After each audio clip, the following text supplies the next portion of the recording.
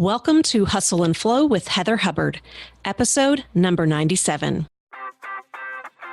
Hi, I'm Heather Hubbard, and I was a litigator, partner, and practice group leader at an AmLaw 200 firm. I know what it takes to rise to the top. I also know all too well the toll it can take on your personal life. So how do you shine bright without burning out? How do you embrace your ambition without selling your soul? You're listening to the Hustle and Flow podcast. Welcome back. I am your host, Heather Hubbard, and I am so excited to introduce you to our special guest today. So Jeena Cho, you probably have already heard of her, but if not, she is the co-author of The Anxious Lawyer, an 8-week guide to a joyful and satisfying law practice through mindfulness and meditation. And she's the host of the award-winning podcast, The Resilient Lawyer. She's a regular contributor to the ABA Journal and Above the Law, where she covers topics on resilience, work-life integration, and wellness in the workplace. She regularly speaks and offers training on women's issues, diversity, inclusion, well-being, mindfulness, meditation. She also leads retreats and online programs. And on top of all of that, she is a partner at JC Law Group, which is a bankruptcy firm in San Francisco. And she's about to be a new mom. So welcome, Jeena. Thank you, Hubbard, for that great introduction. I'm so happy to be here with you today. All right. So there are so many things I want to cover, but I kind of want to talk about how you started into the mindfulness space to begin with, because I have to say, this may sound funny, but when I found mindfulness, it was kind of like finding God, right? Like it's this really big thing and it totally changes your life. And when I said, I'm going to start this company and mindfulness is going to be, one of the things I bring to the table with everything I do, every person under the sun kept sending me all of your stuff, your website, your podcast, and then your book came out later. And so it was, for me, you kind of have been the trailblazer in this space in the legal arena. And you may, maybe you're not, but that's at least been my perception. Well, yeah. So let's see. I guess back in 2008, my husband, boyfriend at the time, and I started a bankruptcy law practice. And I don't know if you ever had this experience practicing law, but where you're just constantly consuming work 24/7. There's no Yes. off button. So I would go to sleep thinking about my clients. And I guess to take a step back, no one ever comes to see a bankruptcy attorney with happy news. And I guess that could be said about so many of, the legal work that we do. Rarely do clients come to us with happy news. And I just didn't have any mechanism for dealing with the suffering of others. And also so much rides on your actions and what you do and how you perform as a lawyer. So I would constantly worry. I would constantly feel anxious. I would fall asleep thinking about my clients. I'd wake up thinking about my clients. I would shower thinking about my clients.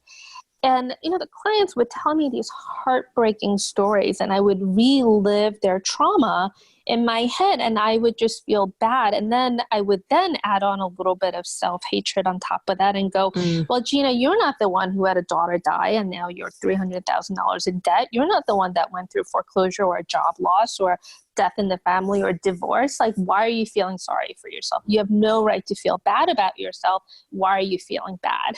Which only makes it worse. Right. And so what ended up happening was that I started struggling with overwhelming anxiety. I mean, to a point where I would just have like panic attacks thinking about picking up the phone and calling a client or meeting with a client. Right around the same time, I was just having all of these weird physical symptoms. So I would have headaches and stomach aches and back aches and all of these sort of like unknown physical issues, but there are no physical causes. And a friend of mine who's a psychotherapist was like, Jeena, I think you might be struggling with an anxiety disorder. Maybe you should go and check out this anxiety management clinic at Stanford University. And I was like, what are you talking about? Lawyers don't get anxiety disorders. Like, I never even heard of such. Like, what lawyer has an anxiety disorder? And of course, now you and I know from all the studies that somewhere between 30 and 40% of lawyers struggle with regular anxiety and regular stress and regular depression. And so I ended up signing up for this 12-week treatment program. And part of that treatment was learning about mindfulness and meditation. So that's how I fell into it.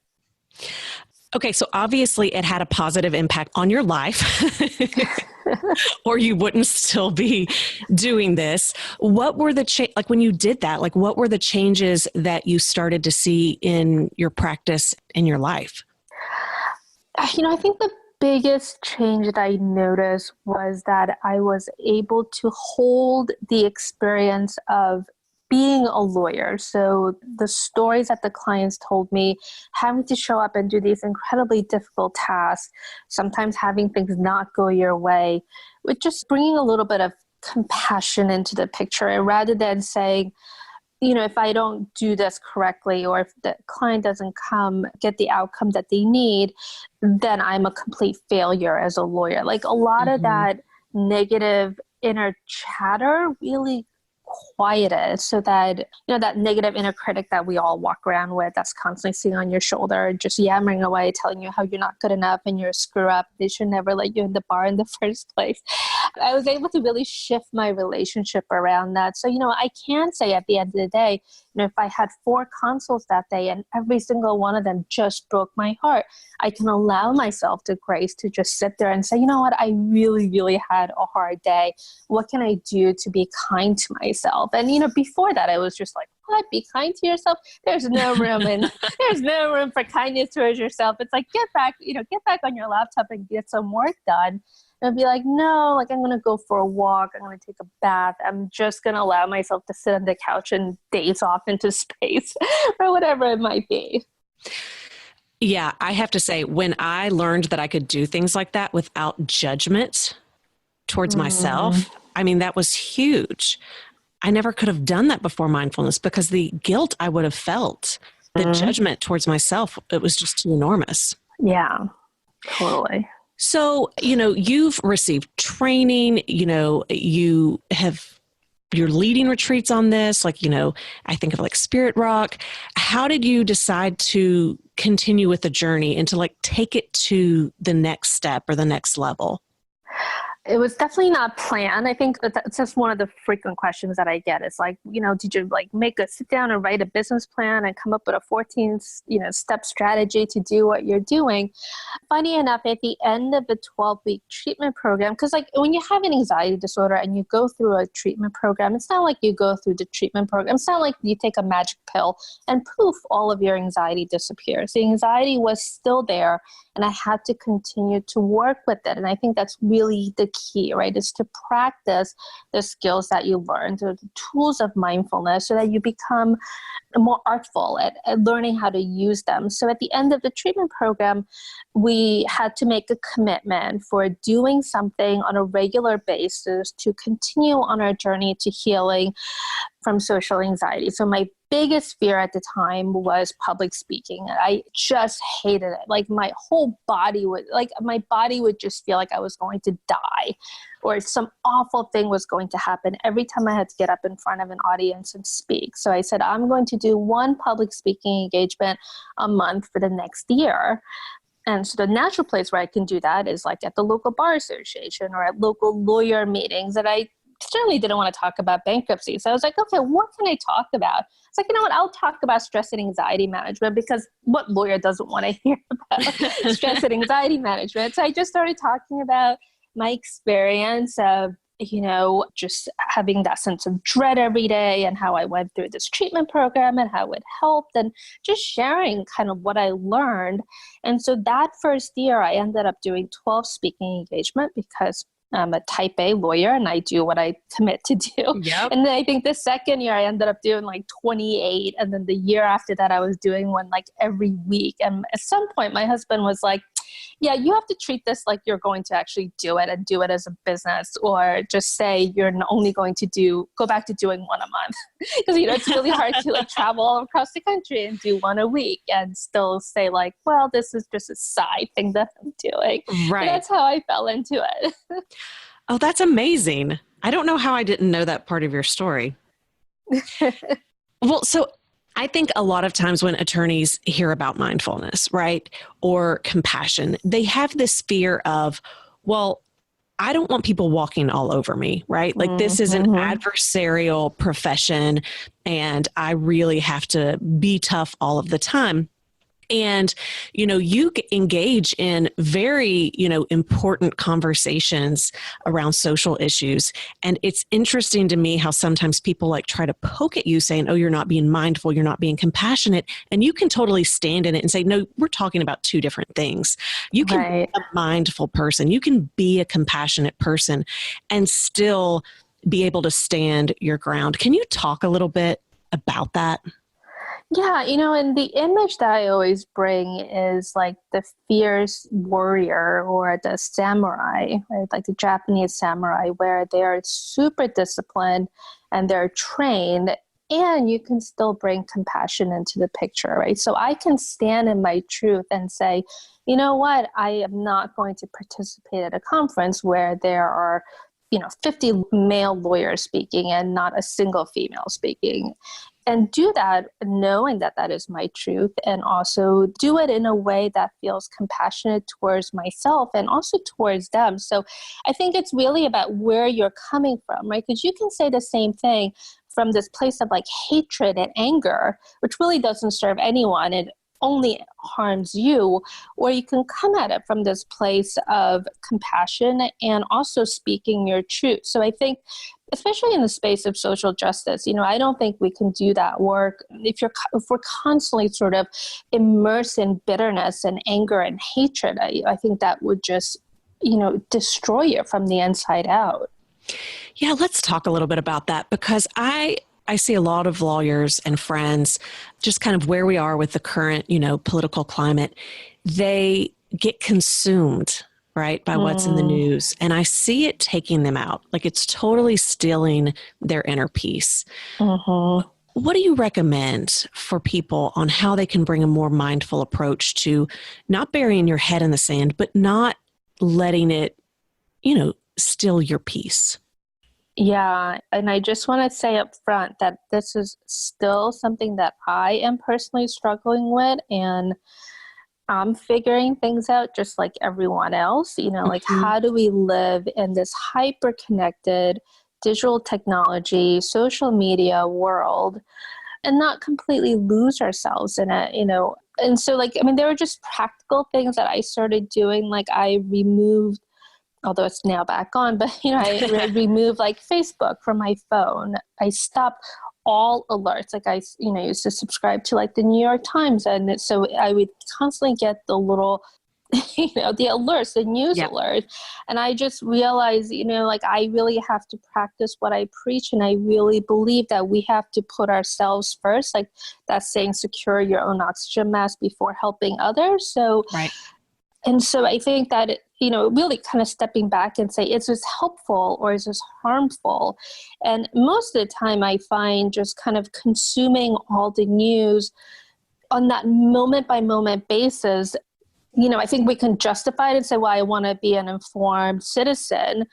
But I think it's on other level, it's sort of we're telling ourselves this lie, because I don't think we need to consume news on, that instantaneous basis to say we're an alert or, that we're a good citizen. Really interesting thing. So last February, I spent the entire month at Spirit Rock at a silent meditation retreat. So I was completely, unplugged from every digital technology, every social media, and spent the entire, and I had this fear going into it, like, oh my gosh, what if there's some serious crisis in this country and I don't know about it? And at the end of the retreat, because they wanted to sort of ease you back into the real world, right. They actually gave us the option of reading the Wikipedia entry. So it was sort of the collection of news that happened from the previous month. And, at the end of the retreat, I picked it up. I probably spent half an hour reading it. And you know what? I actually felt like I was more informed reading that, 30 minutes, or I don't know, maybe 3,000 or 4,000 word article about sort of what had happened in the world for the previous month than sort of how I'm consuming media now. Because if you ask me, like at the end of the day and said, okay, like what actually happened in the world today, maybe I can like recall one big thing that happened, sort of the outrage of the day. I don't know that it actually makes me more truly informed, in that Right. sense of like understanding what's going on in the world. And so often we end up in these like little tit-tat kind of, I'm just going to sort of, make you feel small, and I'm just going to show you how smart I am by arguing with you on Facebook. Or And Twitter. it's not, or Twitter, right? That seems to be the worst. Yeah. Right. And then there isn't this true desire to understand what the other person is saying or where the other person is coming from. Yeah. It seems like the play by play, right? Like when that's what we're focusing on every minute of every day. Yeah. I mean, you really can't do much in the moment, right? So the Right. concept of being present with what is going on with you in this moment, what can you do to have an impact in this moment? It very rarely is connected to what is actually going on in the news cycle.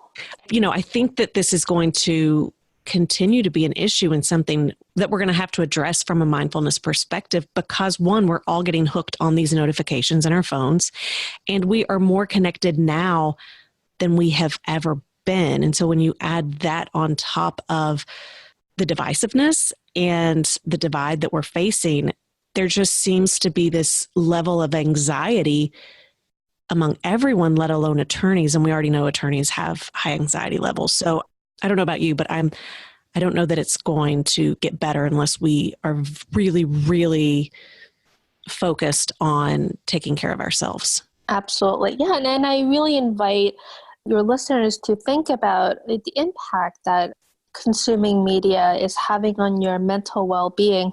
I was just talking to my therapist about, just how I was just experiencing so much more stress and so much more anxiety.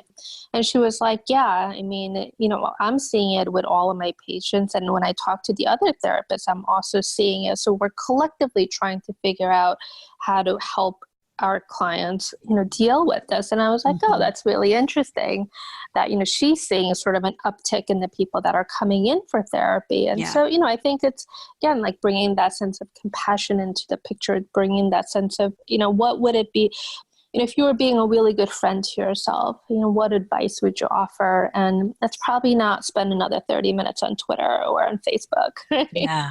Yeah. All right. So since we're talking about this, in my mind, you are more vulnerable than most when it comes to sharing things, not just publicly, but on social media. I remember you had shared in response to the ABA about, stories, right, of being a first generation lawyer. And you shared so much about, your childhood struggles, your personal story about becoming an attorney. You've also been really vulnerable about, conceiving a child. Have you always been that way, or does part of this come from, being exposed to mindfulness?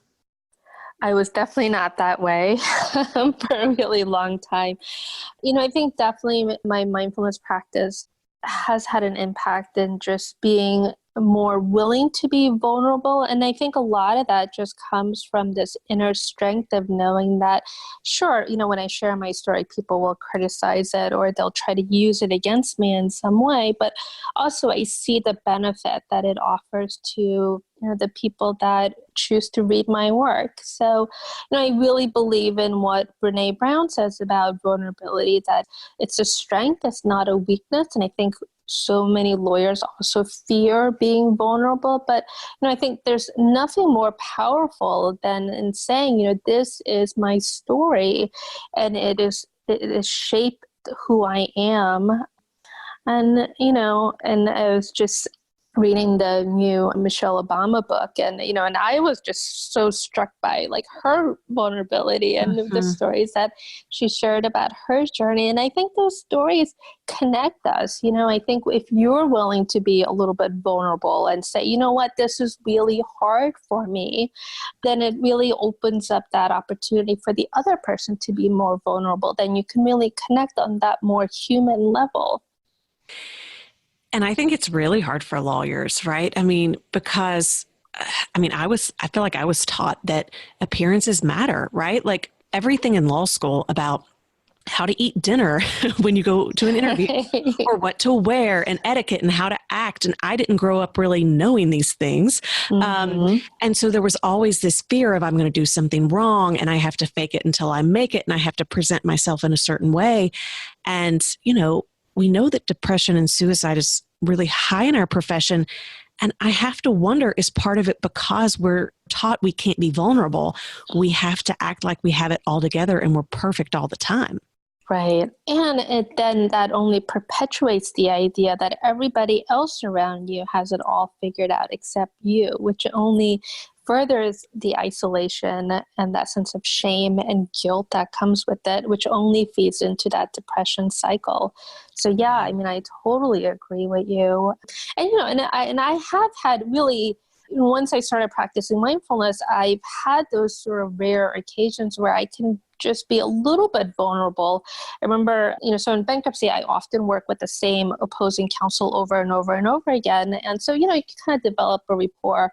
And I remember saying to this one particular attorney, and I said, you know what, I just want to say that this case has really been challenging for both of us. And we kind of chuckled about it because it was, like we were sort of, you can get into those like really challenging moments where you're trying to win the email war and like every email is just gets a little bit nastier than the last and you're trying to jab at each other. And I was like, wow, let me take a step back. Let me take a breath and just be like, you know what? Like we've had a lot of cases together and this one has been very, very challenging, know?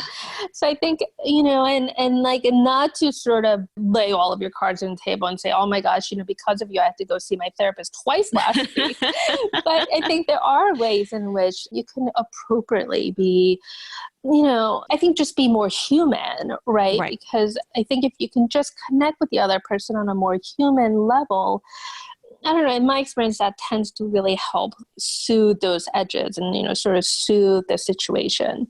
Yeah.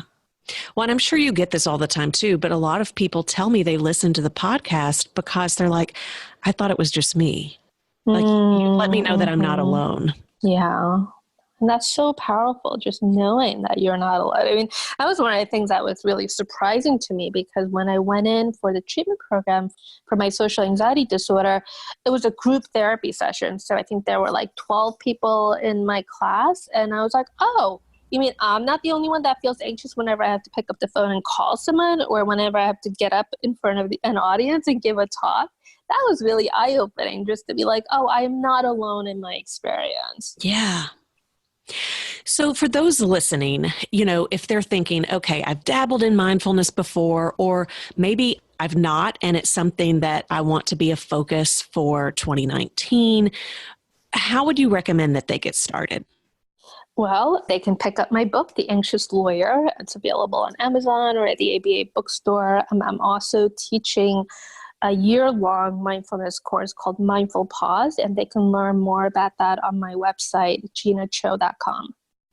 Okay, so let's talk about the Mindful Pause course, because you say that they can make progress in 6 minutes a day. Yes. Tell me, because, I'm thinking most people are going to be like, oh, I can't do, like, that's not going to accomplish anything. Now, I know different, but I see why you got the 6 minutes a day. This is how we bill. But do you genuinely see results where people just spend 6 minutes a day? Yeah. So mindfulness is all about consistency and repetition. It's not about how long you do the practice on any given. Like I always tell people, it's so much better to meditate for 2 minutes a day every day than to sit and do it for an hour once a month. And I think because we're lawyers, there's this feeling like it has to be difficult and it has to be challenging and we have to make it super complicated. Otherwise, I can't get the results. Yeah. And really, when it comes to mindfulness, like really just keeping things as simple as possible. I mean, if you do nothing but just sit for 60 seconds every day and just breathe and just pay attention to your breath, you will see results. There's a researcher out of Harvard, Sean Ecker, and he's done studies where people practice mindfulness for 2 minutes a day, so that's less than 6 minutes, for 21 days, and people have experienced reducing stress and anxiety and also boost their sense of happiness and their resiliency.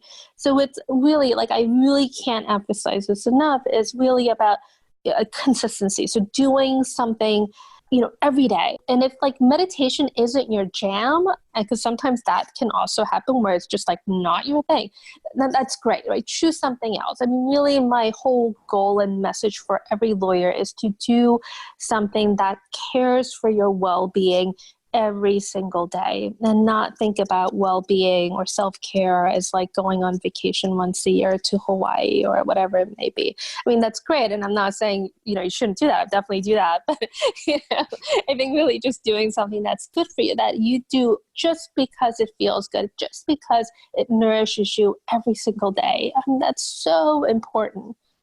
Yes. And for those of you that feel like there's no way I could do that, I have to take care of other people, you're already feeling guilty, then you need this more than anyone. And can I just say something about that? Because, as I travel across the country and I talk to lawyers, I hear that so often, and I hear it from the group that I think needs it the most, obviously. Yep. And that's from mom lawyers. And, as I'm entering into motherhood myself, I've been thinking a lot about what type of mother do I want to be? What type of parent do I want to be? And one of the things that I really, really want to model for my daughter is how to be a good friend to myself, how to really, really take good care of myself so that I can be the best mom, the best lawyer, the best mindfulness teacher that I possibly can be. And really, like that saying goes, it's kind of cliche, but, you can't pour from an empty vessel, right? You can't. If you don't have anything left in your fuel tank, you have nothing to give. So really going back to that idea of securing your own oxygen mask. And so often moms will tell me, I just feel selfish. If I go and do my yoga class, or if I go for a walk, or if I spend any time that's outside of either work or home, I am being selfish. And I want to say, if selfish and self-care, even though they sound similar, they're actually opposite in meaning. Mm-hmm. If I'm being selfish, then I'm taking something away from you for my own gain or benefit, versus self-care, which is where I pause and do something that nourishes me so that I can actually have something to give to others. And, what more valuable gift can we give to, our children or our spouse or our significant other or our coworker than to really model what that looks like. And I feel like as women, especially in like moms who are, givers, we really have to learn how to give to ourselves first. I love that so much. Amen. Jeena, it has been such a pleasure having you on the show. We are going to put your book and your website in the show notes. We'll put your podcast in the show notes as well. So everybody go check Jeena out. Make 2019 the year where you really decide to start to take care of yourself so that, you can have a long, happy practice, or leave it if that's what you want, but you definitely deserve to have this peace in your life. Jeena, thank you, and happy holidays. Thank you to you. Thank you so much.